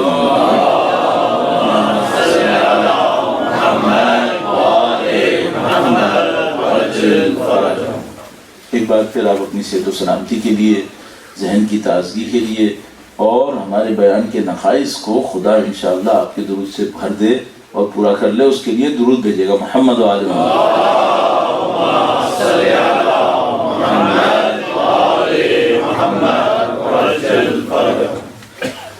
ایسا محترم، اللہ کے رسول کے پاس لوگ آتے تھے، تقریباً ہر قسم کی مشکل کہہ دیتے تھے۔ اللہ کے رسول کے جو جانشین تھے، ائمہ اطہار، ان کے پاس بھی آتے تھے، ہر قسم کی مشکل کہہ دیتے تھے۔ اچھا میرے لیے بڑا انٹرسٹنگ ہوتا ہے کہ کوئی آدمی بڑا ہی سادہ دل، نرم سی طبیعت والا انسان، جس کو اس زمانے میں تو سادہ کہتے تھے، آج کے زمانے میں پاگل کہتے ہیں۔ آج کا دور مکاریوں کا دور ہے نا، تو یہاں سادہ انسان کو پاگل کہتے ہیں۔ اس زمانے میں بہرحال سادہ ہی کہتے تھے، اتنا برا نہیں گیا تھا کہ معاملہ وہ پاگل ہی کہنا ہے۔ جو میں نے آپ سے کہا نا پاگل کہتے ہیں، یہ روایت موجود ہے ہمارے پاس کہ آخری وقت میں جو ایمان کے اوپر مضبوطی سے باقی رہے گا اس کو لوگ دیوانہ تعبیر کریں گے۔ یہ ہو رہا ہے۔ چلیے اچھا، ہم لوگ پاگل نہیں ہیں، اب پتہ نہیں اس پہ الحمدللہ کہیں یا نہیں کہیں۔ تو ایک بہت سادہ آدمی آیا اللہ کے رسول کے پاس، اس نے کہا ہے اللہ کے رسول، آپ کا دین بڑا سخت ہے، بڑا سخت دین لایا۔ اللہ کے رسول نے کہا کہ نہیں، میرا دین تو بہت آسان ہے، میں تو بہت آسان دین لایا ہوں۔ اب آپ سمجھ رہے ہیں نا کہ آدمی کتنا سادہ ہے کہ رسول اللہ کے پاس آ کے ایسی باتیں کر رہا ہے۔ تو رسول خدا نے کہا بھائی میرے دین میں کیا سختی ہے؟ اب یہ رسول خدا کی حسن خلق ہیں کہ وہ کیسا ہی آدمی آ رہا ہے اس سے اسی لیول پہ بات کر رہا ہے۔ ہم لوگوں کے ساتھ مصیبت ہے کہ ہمارے پاس ایک آدمی آتا ہے تو ہم فلسفہ جھاڑ رہے ہوتے ہیں، وہ بیچارہ بھاگ جاتا ہے، کہتے ہیں بھائی یہ کیا مصیبت ہے، مجھے تو کچھ سمجھ میں ہی نہیں آ رہا ہے۔ اللہ کے رسول کے پاس آیا، اس نے کہا یہ بڑا سخت دین ہے۔ اللہ کے رسول نے کہا نہیں، میرا دین تو بہت اچھا ہے، بہت اچھا نرم دین ہے، اس پہ کام کرنا بہت آسان ہے۔ تو کہنے لگا کہ نہیں اللہ کے رسول، مجھے تو بڑی سختی لگتی ہے۔ اللہ کے رسول نے فرمایا کہ تم بتاؤ تمہیں کیا سختی لگتی ہے اس میں؟ کہنے لگا آپ کا دین ایسا ہے، بندوں کو خوش کرو خدا ناراض ہو جاتا ہے، خدا کو خوش کرو بندے ناراض ہو جاتے ہیں، ایسا دین سخت لایا۔ تو رسول خدا بھی مسکرائے، انہوں نے فرمایا کہ دیکھو میں تم کو ایک نسخہ دوں گا، اللہ بھی خوش رہے گا، کہنے لگا اللہ کے رسول آپ مجھے بتا دیں، میری جان چھوٹ جائے گی۔ 2-4 مہینے بھی اضافات ڈال دیے، میری جان چھوٹ جائے گی میری طرف سے۔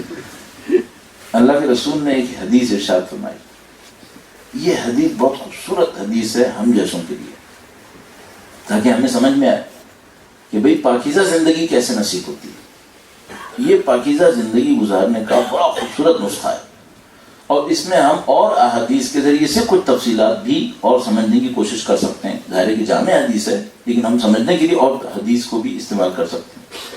اللہ کے رسول نے فرمایا کہ تم دنیا میں زہد اختیار کرو۔ دنیا میں زہد کسے کہتے ہیں؟ جنگلوں میں جانا، غاروں میں جانا؟ نہیں، وہ زہد نہیں ہے۔ جیسے کہ ہمارے ایک دوست نے کہا وہ زہد نہیں ہے، وہ روحانیت ہوتی ہے۔ زہد کیا ہوتا ہے؟ زہد یہ ہوتا ہے کہ آپ دنیا میں ہی رہتے ہیں، خدا کے کم دیے ہوئے پر قانے رہتے ہیں۔ لالچی طبیعت نہیں دکھاتے، ہرس اور لالچ نہیں دکھاتے، کوشش پوری کرتے ہیں، خدا دے تو اس کو اللہ کی راہ میں استعمال کرتے ہیں، اس سے اپنی آخرت کی تعمیر کرتے ہیں، لیکن اگر نہ ملے تو کوئی بات نہیں، جب ملتا بھی ہے اپنی ذات پہ کم لگاتے ہیں، اور یہ بڑا سخت کام ہے۔ نہ ملنے پر زہد دکھانا بہت آسان ہے، ملے اور کوئی زہد دکھائے یہ بہت سخت کام ہے۔ میری انکم تو بڑھے لیکن میرے اپنی ذات پر ہونے والے خرچے نہ بڑھیں بلکہ خدا کی راہ میں ہونے والے خرچے بڑھتے رہیں۔ اب ہم لوگوں کے ساتھ کیا ہو رہا ہے، ایک وہ بندہ زہد دکھاتا ہے جس کے پاس کچھ ہے ہی نہیں، وہ کہتا ہے میں بہت متقی ہوں، میں دنیا کے پیچھے نہیں ہوں، تو چونکہ دنیا بھی تیرے پیچھے نہیں ہے، مسئلہ یہ ہے، تو زاہد ہو گیا، تو دنیا کے پیچھے نہیں، کیونکہ دنیا بھی تیرے پیچھے نہیں آ رہی ہے۔ ایک وہ زاہد ہوتا ہے ہمارے یہاں، اچھا ایک وہ زاہد ہوتا ہے جو کماتا بہت زیادہ ہے، کنجوسی میں سب کچھ جمع کرتا رہتا ہے، کہتا ہے میں زاہد ہوں، میں خرچ نہیں کروں گا۔ تو زہد میں نہیں کر رہا، تو کنجوسی میں کر رہا ہے کام۔ اچھا ایک وہ آدمی ہے جس کے پاس دنیا بے انتہا آتی ہے، ساری لٹا دیتا ہے، کس پہ لٹاتا ہے؟ اپنے اوپر، فضول خرچ، مصرف انسان، اور کہتا ہے میں زاہد ہوں، مجھے دنیا کی کوئی پرواہ نہیں ہے۔ شاید دنیا کی پرواہ نہیں تو اپنے اوپر کیوں خرچ کر رہا ہے؟ آئیڈیل کیا ہے؟ آئیڈیل یہ ہے کہ محنت کرے، دنیا کو زیادہ سے زیادہ لے، اپنے اوپر خرچہ کم کرے، آخرت کی تعمیر پہ زیادہ لگا لے۔ یہ زاہد ہے، یہ زاہد ہے۔ فرمایا اللہ کے رسول نے دنیا میں زہد اختیار کرو، البتہ یہ نہ ہو کہ میں کہہ رہا ہوں کہ جس کے پاس پیسہ نہیں ہے وہ زاہد نہیں ہے، نہیں، ممکن ہے ایک آدمی غریب بھی ہو اور زاہد بھی ہو، زہد بھی ہو اس کے اندر، اپنی غربت پہ قانے ہے، کوئی بات نہیں، کوشش کرتا ہے، محنت کرتا ہے، سارے کام کرتا ہے، نہیں آتا تو ایسا نہیں کہ غریب زاہد نہیں ہو سکتا، لیکن میں نے زیادہ واضح مثال کرنے کی خاطر عرض کیا کہ زاہد وہ ہے جس کے پاس آتا ہے تو وہ اس سے آخرت کی تعمیر کر لیتا ہے۔ صحیح؟ فرمایا کہ تم دنیا میں زہد اختیار کرو، اللہ تم سے خوش رہے گا، خوش، یحبک اللہ، اللہ تم سے محبت کرے گا۔ زہد اختیار کرو دنیا میں، خدا تم سے محبت کرے گا۔ اگلا جملہ، اور جو لوگوں کے ہاتھ میں ہے اس کی لالچ مت کرو، اس کے اوپر اپنی نظر مت ڈالو۔ میں اس کی تشریح عرض کروں گا، جو لوگوں کے ہاتھ میں ہے اس پر اپنی نظر مت ڈالو، اس کی لالچ مت کرو، لوگ تم سے خوش رہیں گے، لوگ تم سے خوش رہیں گے۔ اب اس دوسرے پارٹ کو مجھے آپ کی خدمت میں تھوڑا سا بیان کرنا ہے، درود بھیجے گا محمد و آل محمد۔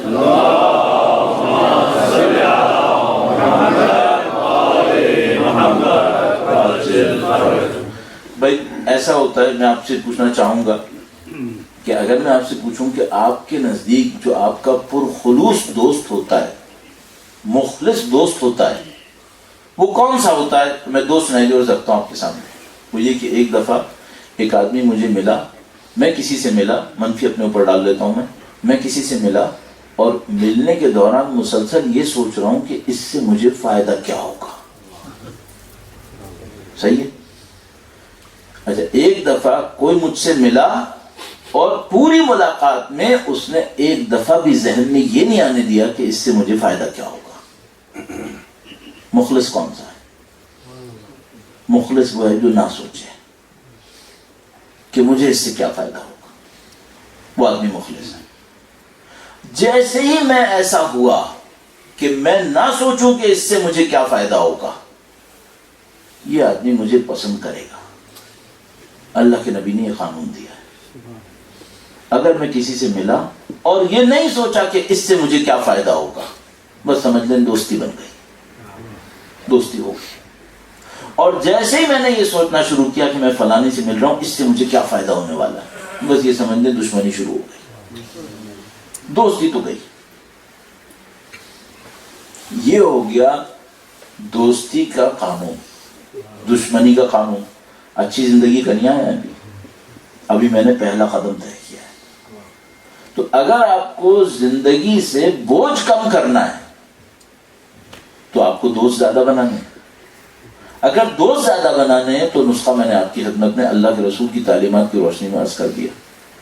آپ کسی سے بھی ملیں یہ نہ سوچیں اس سے مجھے کیا ملے گا. صحیح. اب اچھی زندگی عرض کروں. اچھی زندگی ہے کہ آپ یہ سوچیں میں اسے کیا دے سکتا ہوں.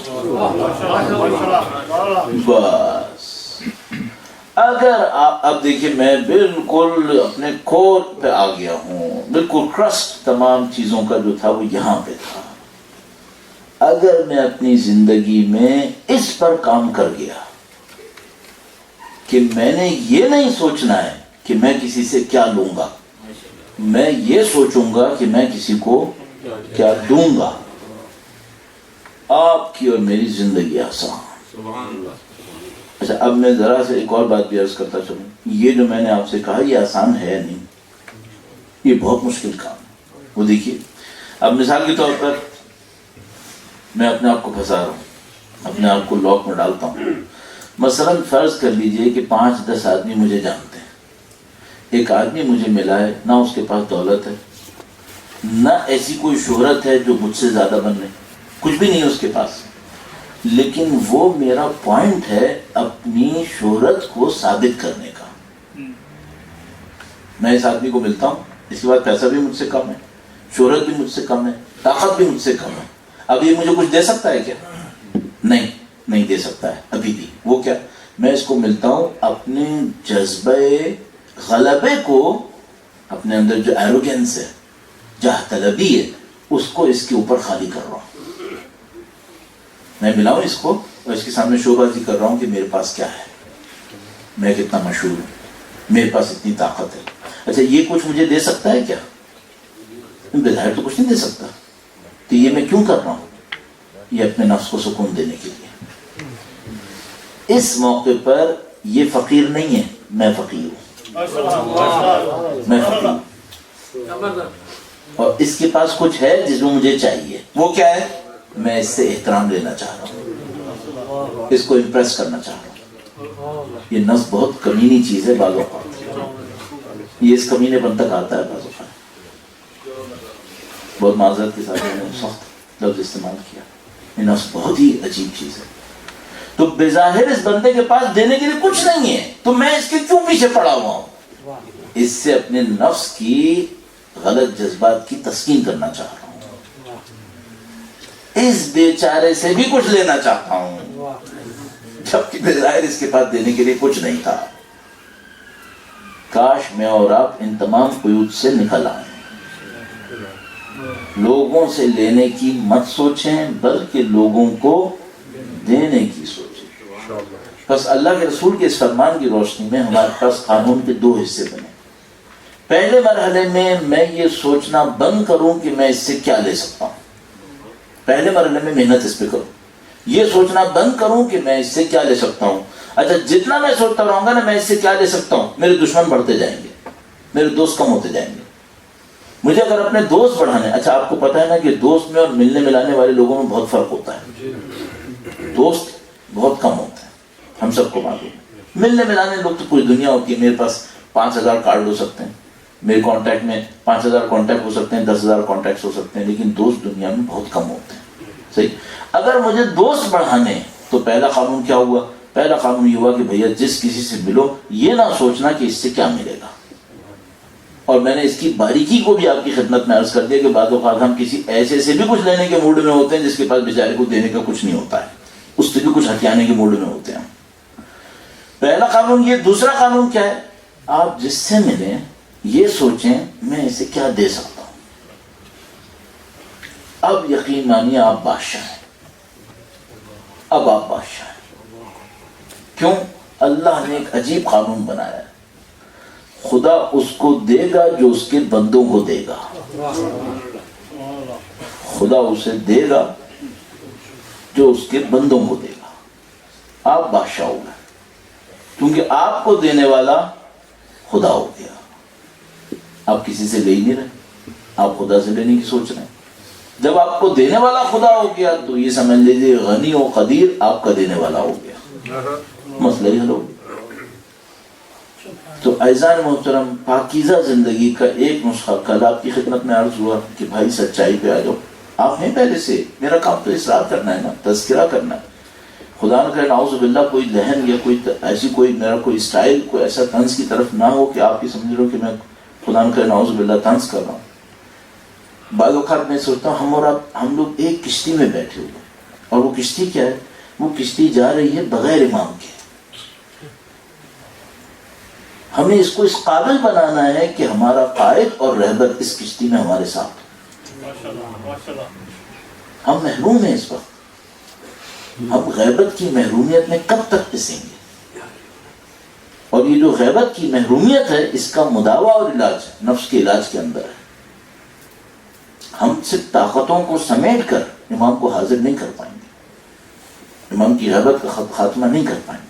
ہم صرف دولتوں کو سمیٹ کر کوئی غیبت ختم نہیں کر پائیں گے.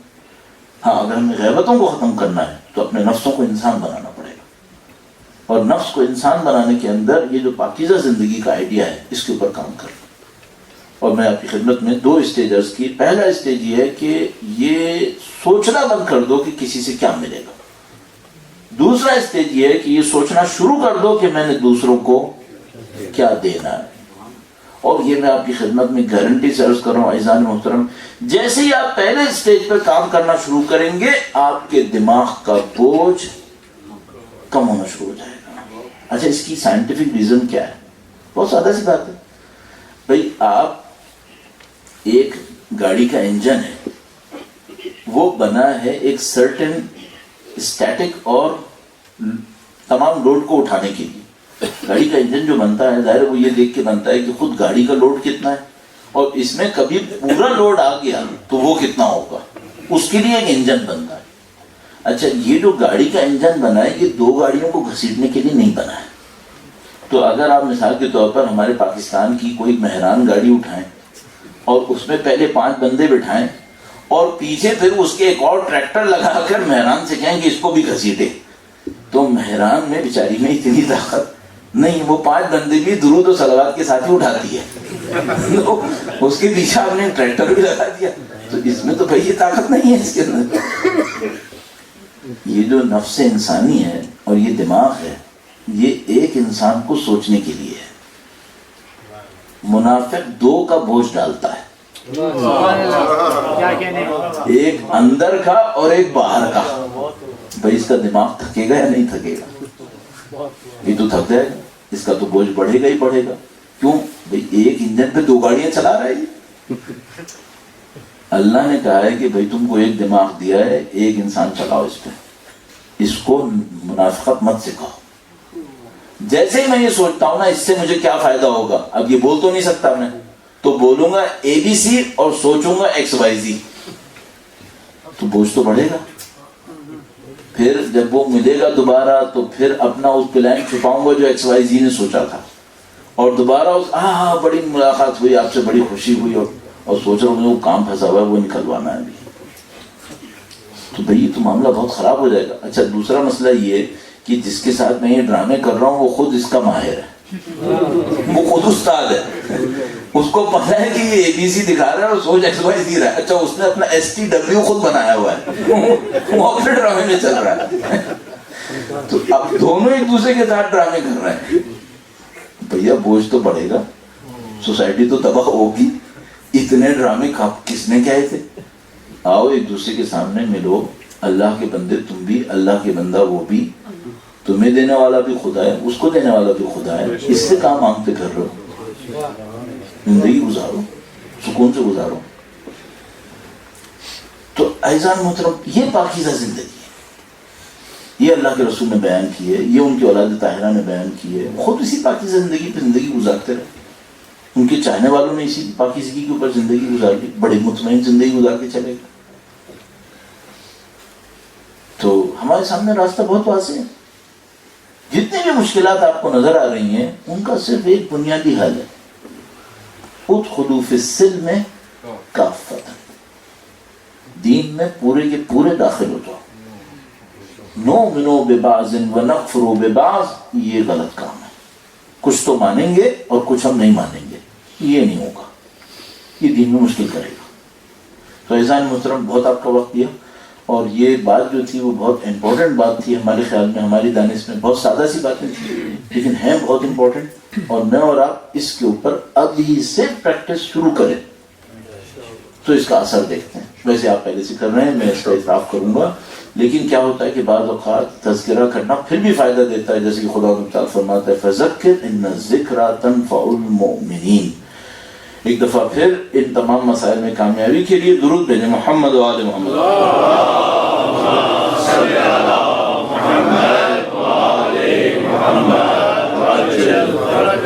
کتنا خدا متعال کا احسان ہے کہ اس نے ہمیں اہل بیت سے آشنا کیا، ان کی تعلیمات تک پہنچایا. خدا نہ کرے نعوذ باللہ تعالی اگر اس در تک، اس مقدس دروازے تک نہ پہنچتے، نہیں معلوم کن جاہلوں اور نفس پرستوں کے سامنے کھڑے ہوتے. پروردگار عالم نے لطف کیا کہ ہمیں مولا امین المومنین ان کی اولاد طاہرہ کا دروازہ سکھایا اور ان کے دروازے پہ لا کے کھڑا کیا کہ جن کے سامنے پوری کائنات اگر صرف اس دروازے کو سوچیں جو بی بی سیدہ کا دروازہ ہے. اللہ اکبر. ایک دفعہ مسجد نبوی میں بیٹھا ہوا تھا، بی بی کا دروازہ گھر سامنے ہی تھا، تو اچانک میرے ذہن میں یہ بات آئی کہ یہی وہ دروازہ ہے جہاں جبرائیل آتے تھے. پوری دنیا نہیں آ رہی، اور ہمارے پاس ایک عجیب روایت موجود ہے. فرمایا روایت میں کہ جب محشر برپا ہوگا تو ایک وقت ایسا آئے گا کہ تمام خلائق کے سامنے اعلان ہوگا،